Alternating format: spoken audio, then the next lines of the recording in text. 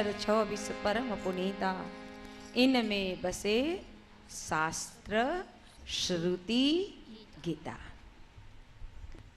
अनेक शास्त्रों का रहस्य, अनेक पुराणों का रहस्य, वेद उपनिषद का रहस्य और गीता के 18 अध्याय का रहस्य केवल इस 24 अक्षर में रखा है।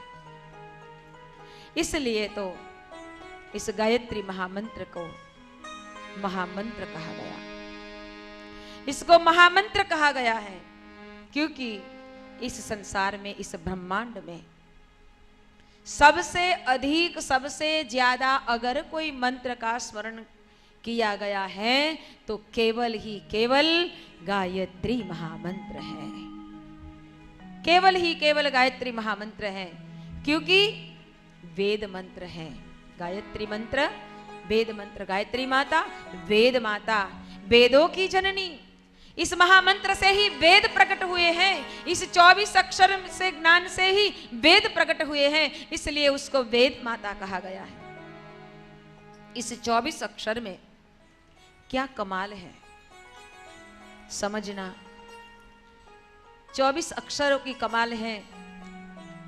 ब्रह्मांड में जो ध्वनि नाद प्रकट हुए ना, उस प्रकट हुए नाद से ये मंत्र का प्रागट्य हुआ।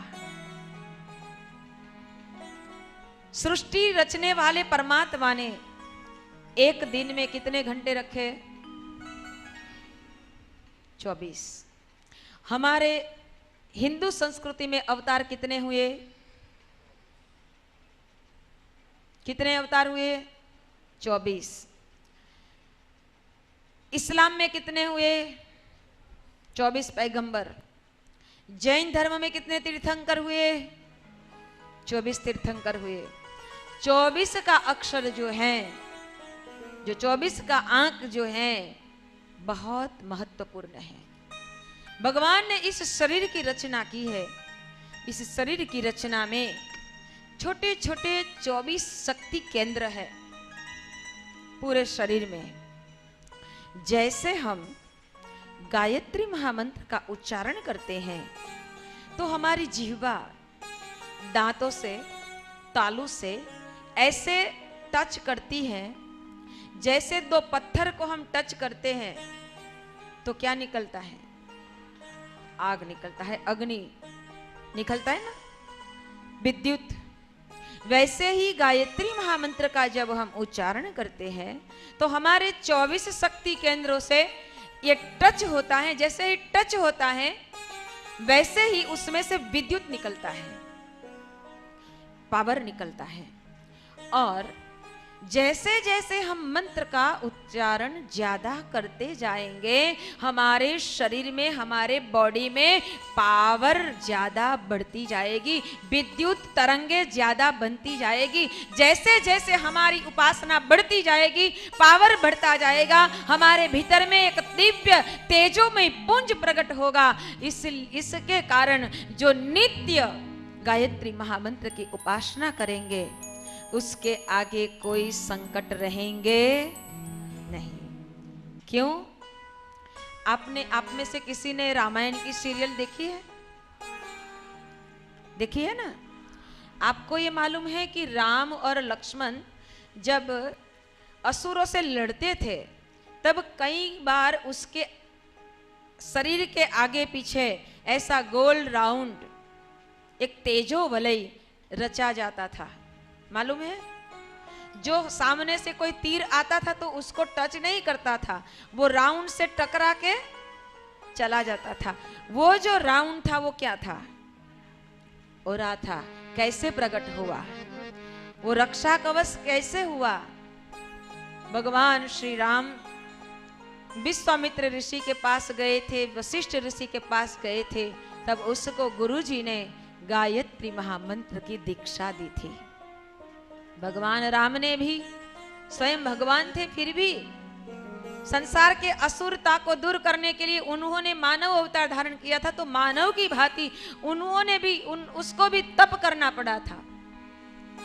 और वही गायत्री महामंत्र की तप की विद्या से, तप की शक्ति से उसके आगे पीछे ये दिव्य विद्युत तरंग ऐसे बन जाते थे ताकि आसुरी शक्ति उसको कुछ कर पाती नहीं थी। हमारे जीवन में भी परम पूज्य गुरुदेव ने देखा कि इस संसार में चारों ओर आसुरी वृत्तियां पनपी हुई है। आपकी भोलपन, आपके भोलेपन को कैसे कैसे फंसा के आपको कैसे चक्कर में डालने के लिए आज चारों ओर आसुरी वृत्तियां अपना काम करने के लिए तड़पती है। अगर हम गायत्री महामंत्र की उपासना नित्य प्रतिदिन अपने समय से, निश्चित समय से करने लगेंगे ना, तो आपके अंतःकरण में भी, आपके भीतर में भी, आपके शरीर में भी, आपके बॉडी में भी एक ऐसा ऑरा, एक ऐसा ब्रह्मांड का तेज प्रकट होगा जो कभी न कभी किसी भी मोड़ पर अगर कोई आपको फंसाने का प्रयत्न करेंगे ना, तो आपके भीतर में से आवाज आएगी, ये हम नहीं कर सकेंगे। आपको रोकेंगे, आपको बचाएंगे और आपको किसी न किसी तरह से कोई ना कोई रास्ता अच्छा मिल जाएगा।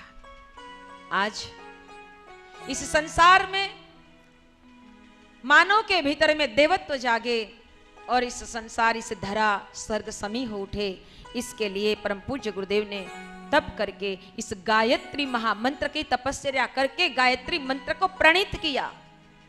24-24 साल तक जौ की रोटी खा के तपस्या करके 24 लाख गायत्री महामंत्र का एक ऐसा 24 पुरस्चरण किया। इस 24 के अंक को समझना और ये महामंत्र को सिद्ध कर दिया। फिर उसे सिद्ध करके परम पूज्य गुरुदेव ने हम सबको दिया है, ऐसे नहीं दिया है,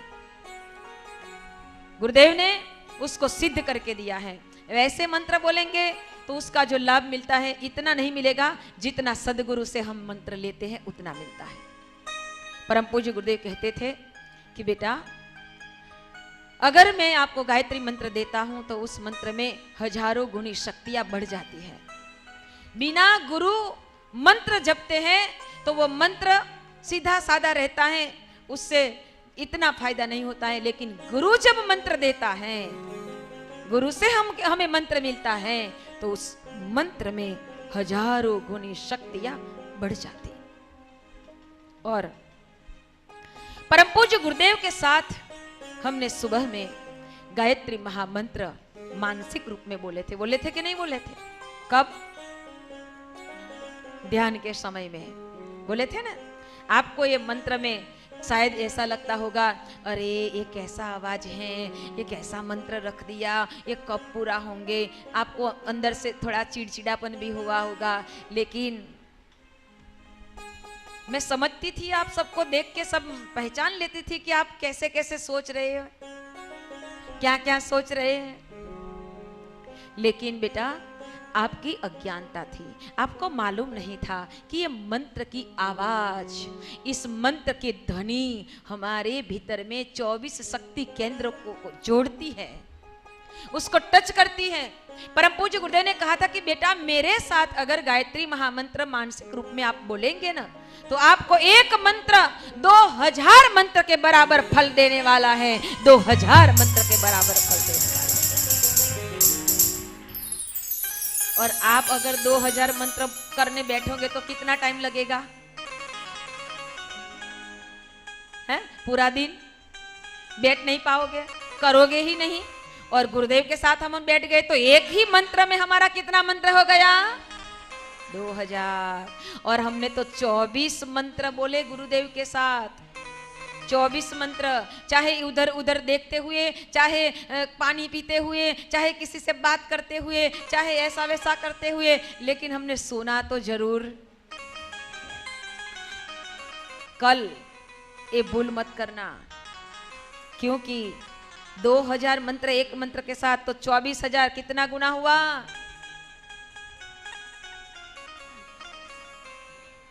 हाँ, 48,000 मंत्र हम कर पाते नहीं कर पाते। लेकिन गुरुदेव के साथ अगर हम जुड़ गए तो सिर्फ 10 मिनट में हमारा कितना अनुष्ठान हो गया, कितना अनुष्ठान हो गया सोचिए। और इतनी सारी संख्या में अगर हम मंत्र बोलते हैं, गुरुदेव ने बताया कि बेटा एक व्यक्ति मंत्र करता है तो उसके अंतःकरण से ऊर्जा उठती है, उसका घेरा बनता है तो सिर्फ इतना बनता है, जितना उसका हाथ फैलता है उतना बनता है घेरा। और हम एक साथ बैठकर ये गायत्री महामंत्र का स्मरण करते हैं तो उसकी ऊर्जा इतनी ऊपर जाती है, इतनी ऊपर जाती है, इतनी ऊपर जाती है, जितनी ऊपर ऊर्जा जाती है उतना ही घेरा भी विशाल बनता है, विशाल बनता है। तो 1000 बेटियां बैठी है और इतने 1000 बेटियां और 48,000 मंत्र। विचार कीजिए कि कितनी ऊंची ऊंचाई पर ये मंत्र का घेरा गया होगा और कितना घेरा बना होगा, ये ऊर्जा कितनी ऊपर उठी होगी। हैं? आप यहां बैठे हैं लेकिन आपके घर तक ये ऊर्जा पहुंची। आप यहां बैठे हैं लेकिन ये ऊर्जा आपके घर तक पहुंची। साथ सामूहिक में बैठने का ये लाभ है। एक व्यक्ति करता है, एक उंगली से अगर किसी को हम मारते हैं तो लगता है 5 को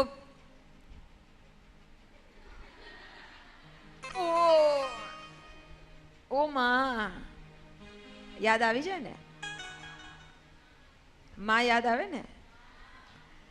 आटले इतने सारी संख्या में अगर हमने गायत्री मंत्र किए तो उसका भी कुछ लाभ ऐसा है। गायत्री महामंत्र की महिमा अपरंपार है। मां गायत्री को कामधेनु बताया गया है। आपको मालूम है कि कामधेनु क्या होती है? हैं? कामधेनु क्या होती है? एक बात छूट गई, हमारा अमृत की बात चलती थी ना। इस महामंत्र से अमृत, यही हमारी शक्ति केंद्र को जग जाता है तो हमें भीतर में से ही अमृत मिलता है। अमृत से हमारी बुद्धि अमृत तत्व को प्राप्त करती है, सद्बुद्धि हो जाती है। और सद्बुद्धि जिनको मिलती है, स्वामी विवेकानंद बताते थे कि सबसे अच्छी अगर कोई साधना है तो गायत्री महामंत्र की साधना है, क्योंकि गायत्री मंत्र मुगटमणि है, क्योंकि हमें सद्बुद्धि देती है। और सद्बुद्धि जिनको मिल जाती है, सद्बुद्धि कहाँ बसती है? मुंगट कहाँ रहता है? यहाँ रहता है। सद्बुद्धि जिनको मिलती है उनके कर्म ऊपर उठ जाते हैं, कर्म शुभ हो जाते हैं। जो शुभ कर्म करते हैं वो कभी मरते नहीं हैं, वो अमर हो जाते हैं। शुभ कर्म करने वाले कभी मरते नहीं हैं, वो अमर हो जाते हैं। इसलिए तो आज हम गांधी को याद करते हैं। गांधी हैं क्या? सरदार हैं क्या? फिर भी उनको याद किया जाता है, क्यों? मरकर भी अमर हो गए। यही है गायत्री महामंत्र का रहस्य। हम मरकर भी अमर हो जाए, ऐसा हमारा कर्म हो जाएगा। गायत्री महामंत्र के लिए महात्मा गांधी ने, हमारे बापू ने भी कहा था कि अगर हमारे पास चारों ओर से विपदा आ पड़े, संकट आ पड़े, समस्या आ पड़े, तो इसमें अपने मन को डिगमगाना मत, लेकिन शांत चित्त होकर एक जगह पर बैठ जाना। सुबह में ब्रह्म मुहूर्त में उठ के और गायत्री महामंत्र का स्मरण करना। गायत्री महामंत्र सद्बुद्धि का मंत्र है। हमारी बुद्धि को वो ऐसी सद्प्रेरणा देगा ताकि हमारी सभी समस्या खत्म हो जाएगी। इसलिए उसको अमृत कहा गया है। और गायत्री को कामधेनु कहा गया। कामधेनु इसलिए कहा गया कि कामधेनु का मतलब है कि हमारी सभी कामनाओं को पूरा करती है, हमारी सभी कामनाओं को पूरा करती है। इसलिए गायत्री महामंत्र को कामधेनु कहा गया। कामनाओं को पूरा करना मतलब हमारी इच्छा। हमारी इच्छा ऐसी नहीं होनी चाहिए जो संसार के लिए हो। इच्छा प्रबल होनी चाहिए, लेकिन इच्छाएं परमार्थ की होनी चाहिए। वरना तो सत्संग के अभाव से, समझण के अभाव से व्यक्ति को अगर कुछ कहा जाते हैं कि कुछ मांगो, तो क्या मांगेगा? जिसको भूख है वो भोजन मांगेंगे, जिसको पहनने को कपड़ा नहीं है वो कपड़ा मांगेंगे, जिसके पास रहने का ठिकाना नहीं है वो घर मांगेंगे, जिसकी शादी नहीं होती है वो वर मांगेंगे। है? जिसके बच्चे नहीं होते हैं वो, लेकिन ये सब इस संसार का है, इस संसार का है।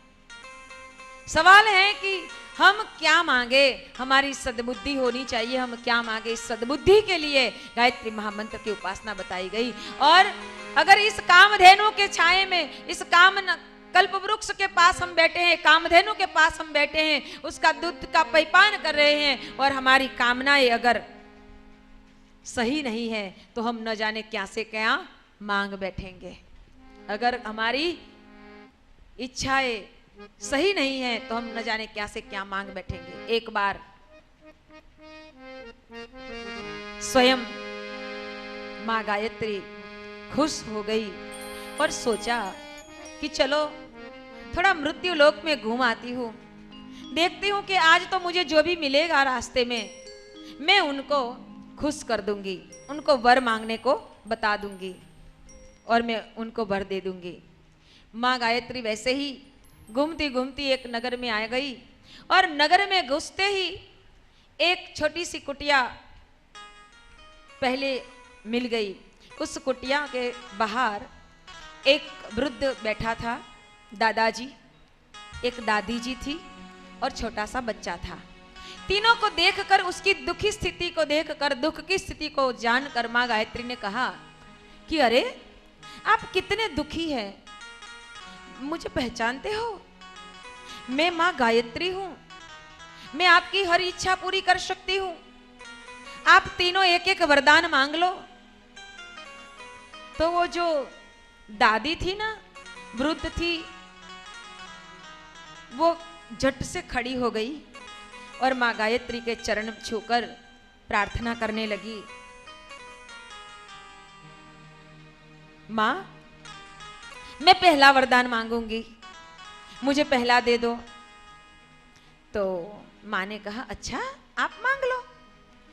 न जाने क्या हुआ दादी माँ के भीतर में, और दादी जी ने मांग लिया कि देखो ना मेरा शरीर कैसा हो गया है बुढ़ा, ये जो जुड़िया कितनी है, ये शरीर कैसा हो गया है, वो कमर से झुकी हुई हूँ, आंखें दिखाई नहीं देता है। माँ ऐसा करो कि मुझे 16 साल की सुंदरी बना दो। माँ गायत्री ने कहा तथास्तु। तो जो वृद्ध जो दादी माँ थी, उसकी जगह पर इतनी रूप के अंबार जैसी, परी जैसी, 16 साल की इतनी बढ़िया सी एक युवा बेटी बन गई। तो जो दादा थे वो दादा सोचने लगा कि अरे रे रे रे रे, ये दोषी थी, इतनी अच्छी बन गई, अब तो वो मेरे पास नहीं रहेगी, वो चली जाएगी। फिर दादा ने कहा माँ माँ मैं मांग लू। तो माँ ने कहा हाँ हाँ मांग लो। तो दादाजी को गुस्सा आ गया कि मांगा तो मांगा, इतनी खूबसूरत हो गई, ऐसा ही मांगा, हमारे लिए कुछ मांगा ही नहीं। हे माँ, अगर आप मुझे वरदान ही देना चाहती हो तो उसको गधी बना दो।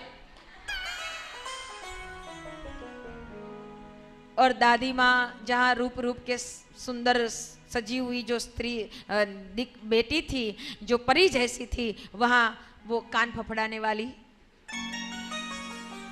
गधी खड़ी हो गई। और जो बेटा था वो देख रहा था ये तमाशा। अरे भाई ये क्या हुआ, अभी मेरी माँ थी वो बहुत अच्छी हो गई थी और अभी वो गधी बन गई, अरे मैं क्या करूंगा। वो रोने लगा। तब माँ गायत्री ने कहा अच्छा बेटा रोइए मत, तू भी कुछ मांग ले। तब वो बेटा ने कहा अरे माँ मुझे कुछ नहीं चाहिए, मेरी माँ जैसी थी वैसी मुझे दे दो, मेरी माँ जैसी थी वैसी मुझे दे दो। माँ ने कहा तथास्तु। जो गधी थी वहां फिर से वो बुढ़िया आ गई। देखो स्वयं माँ गायत्री आकर वरदान दे गई। 3 को वरदान मिला, 3 वरदान मिले, लेकिन उसकी स्थिति में कोई भी सुधार नहीं आया, जैसे थे वैसे ही रहे। क्यों? मांगना नहीं आया, सद्बुद्धि नहीं थी, बुद्धि में गड़बड़ी थी, बुद्धि में कचरा था, बुद्धि दूषित हो गई थी, दुर्बुद्धि हमें अगर अवसर भी मिलता है ना तो हमें कुछ प्राप्त नहीं करने देती है। इसलिए दुर्बुद्धि को भगाने के लिए, सद्बुद्धि का आवाहन के लिए हमें प्रतिदिन गायत्री महामंत्र की उपासना करनी है, ताकि हम सभी के जीवन में सद्बुद्धि प्राप्त हो जाए और हम सभी का जीवन उज्जवल भविष्य की ओर चल पाए। हम सभी का जीवन उज्जवल भविष्य की ओर चल पाए। हमारा जीवन श्रेष्ठ होना चाहिए, महान होना चाहिए, हमें सद्बुद्धि मिलनी चाहिए। हम गायत्री महामंत्र के उपासक बनेंगे, हम गायत्री महामंत्र के उपासक बनेंगे।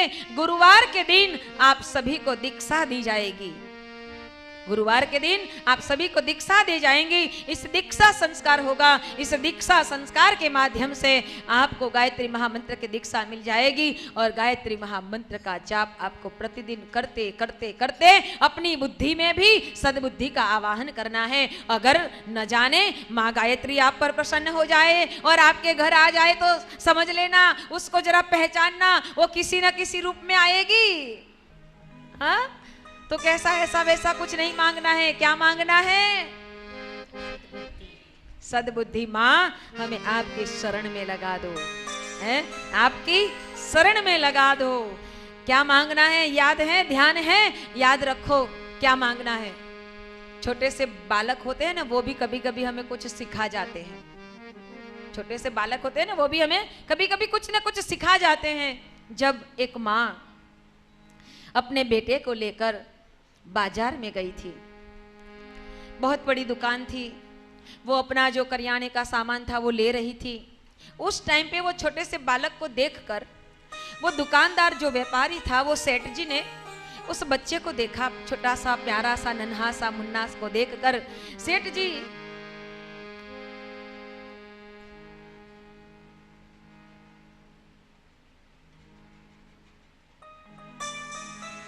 ध्यान रहे, जो रूम में बैठी हैं अपनी बेटियां, वो ये बहनों की जिम्मेवारी है कि सभी रूमों के कमरे को तपाश करे और सबको निकाल के यहाँ लाए।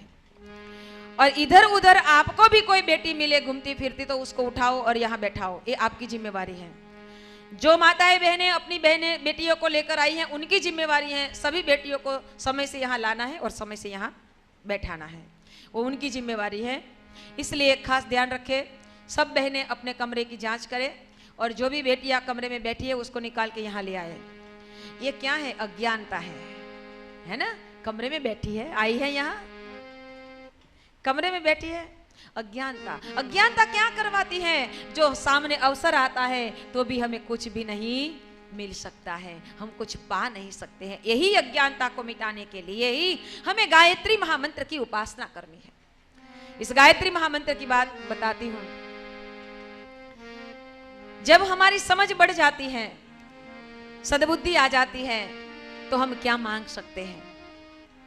सेठ जी ने देखा कि छोटा सा नन्हा सा मुन्ना सा बच्चा है, बहुत प्यारा है। सेठ जी ने उसे बुलाया कि इधर आजा बेटा। कौन है ये? मेरी माँ है। अच्छा। छोटे से बच्चे को देखकर सेठ जी इतने प्रसन्न हो गए और सेठ जी ने उसको अपनी दुकान में जो चॉकलेट की जार रखी थी उसको निकाला और बेटे को कहा कि ले लो बेटा, इसमें से चॉकलेट ले लो, जितनी चाहिए उतनी ले लो। बेटा ने नहीं लिया, मुन्ने ने ये चॉकलेट नहीं ली और अपनी माँ की ओर देखता रहा। अरे माँ को क्या देखता है, ले ले बेटा, मैं कहता हूं तुझे जितनी चाहिए उतनी दे दे, ले ले। बेटे ने नहीं ली। जब माँ अपने सामान को लेकर आती है और सेठ जी को पैसा देती है, तब सेठ जी ने बोला कि अरे ये आपका बेटा है? हाँ सेठ जी, कुछ तूफान तो नहीं किया, कुछ आपका इधर उधर तो नहीं किया? नहीं नहीं बहन जी, आपका बेटा बहुत अच्छा है, उसने कुछ शरारत नहीं की है। तो फिर? लेकिन मैं उसको बोलता हूं कि ट्रॉफी दे लो, ट्रॉफी ले लो, लेकिन लेता नहीं है। तो माँ ने कहा अच्छा बेटा, सेठ जी इतने प्यार से दे रहे हैं तो ले लेना। नहीं माँ, मैं नहीं लूंगा, अगर सेठ जी देंगे ना तो मैं लूंगा। सेठ जी ने जार में से बहुत सारी ट्रॉफी निकाली, चॉकलेट निकाली और ये चॉकलेट मुन्ने को दी। मुन्ने ने दोनों हाथ फैला दिए तो इतना पूरा हाथ भर गया। फिर सेठ जी ने जो बची थी वो उसकी जेब में रख दी। फिर चॉकलेट ट्रॉफी लेकर माँ और बेटे चलने लगे। रास्ते में माँ ने बेटे से पूछा कि अरे बेटा, तुझे ट्रॉफी लेनी ही थी तो इतनी देर क्यों लगाई? तूने क्यों नहीं ले ली? तेरे मनपसंद की ट्रॉफी उसमें से ले लेता, तुझे जितनी चाहिए उतनी ले लेता। नहीं माँ, अगर मैं ट्रॉफी लेता तो मेरा छोटा छोटा हाथ है, कितनी आती है? कितनी आती? देखो मैंने नहीं ली तो सेठ जी ने खुद दे दिया, तो मेरी दोनों जेब भी भर गई और दोनों हाथ भी भर गए।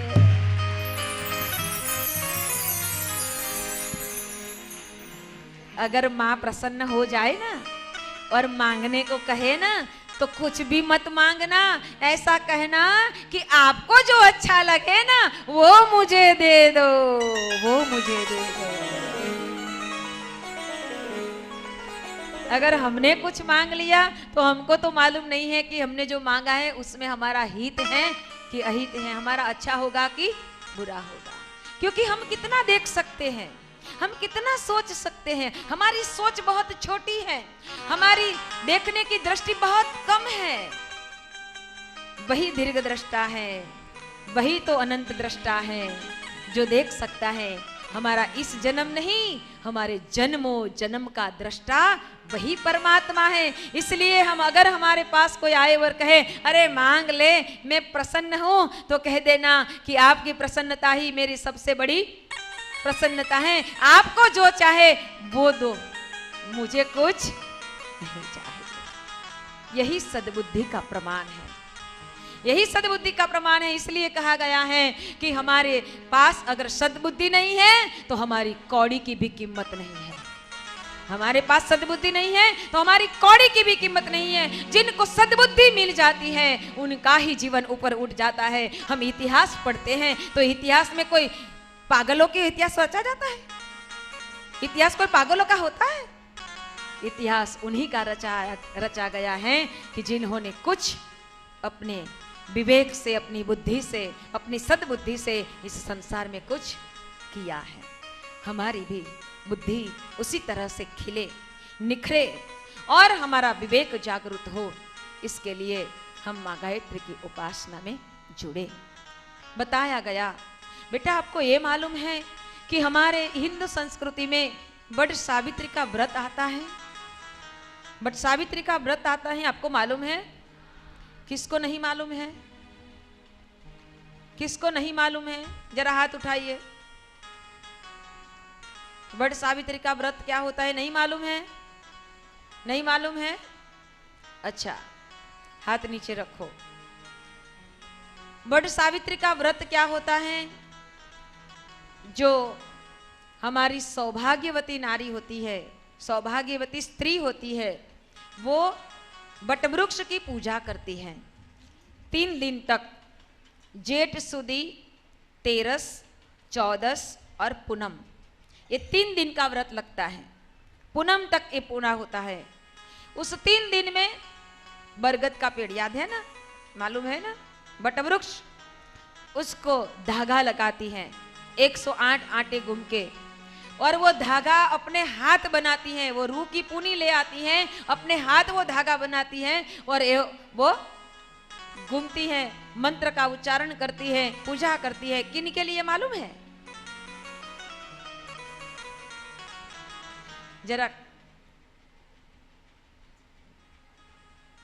जरा ऊपर हाथ करके बताइए, किन को मालूम है?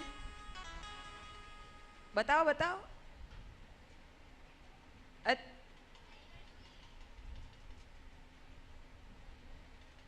बोलो। ये